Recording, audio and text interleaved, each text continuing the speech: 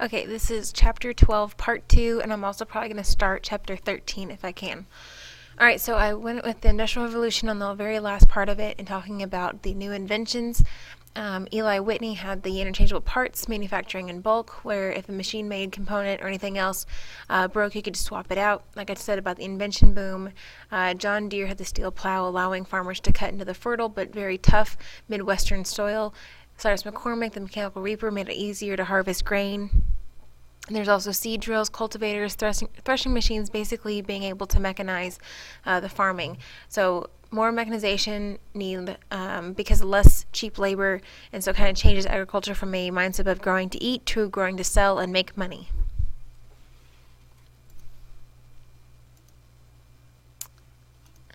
I'm gonna flip through the pictures again.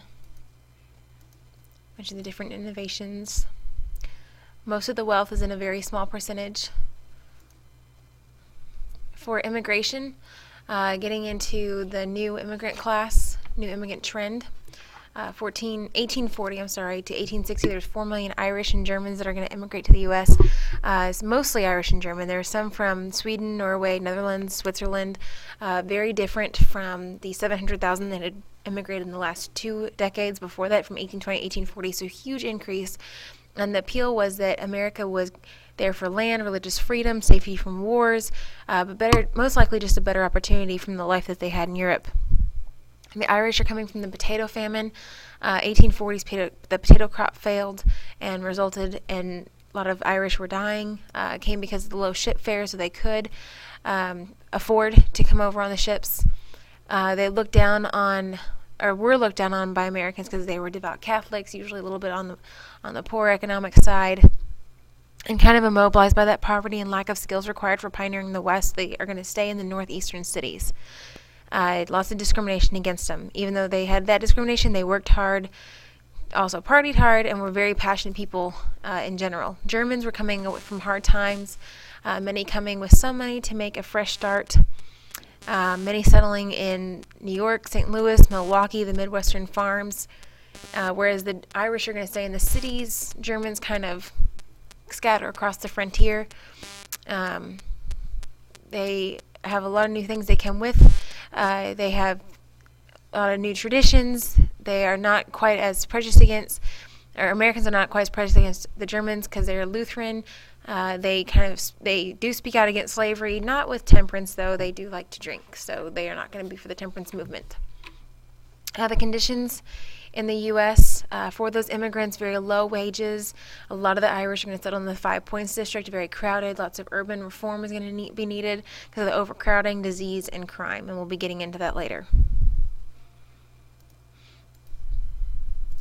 A lot of manufacturing pictures. Boarding houses were for the women that were in the factories. You are going to see a labor shift from women and children to men and the immigrants that are coming over. But a lot of the women who were working were usually young single women, and you'd live in a boarding house while you worked, very closely supervised. Regionalization of the industries or the economy. Scroll through all of this. All right, new working class, 1840s, the factory labor, like I said, shifts from women and children to men. A lot of the immigrants coming in, kind of fueling and accelerating the Industrial Revolution. A lot of young women were working in the textile factories.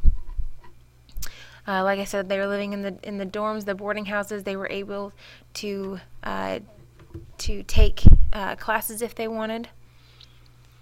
Working conditions, immigrants are going to come in, take over, and become the new working class.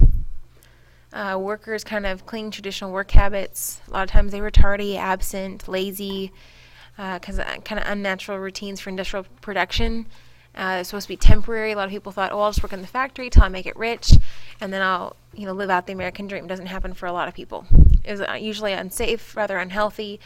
Long hours, low wages. Child labor was very common. Working class problems. Employers demand more work for less pay. Cut wages to increase the speed of machinery and increase the speed of machinery, stretching out more machine to operate per person. Unions are going to be organized. They don't really accomplish a lot other than getting 10-hour work days. I think that is it. Well, I'm going to go ahead and close chapter 12, and then I will make a new one for chapter 13.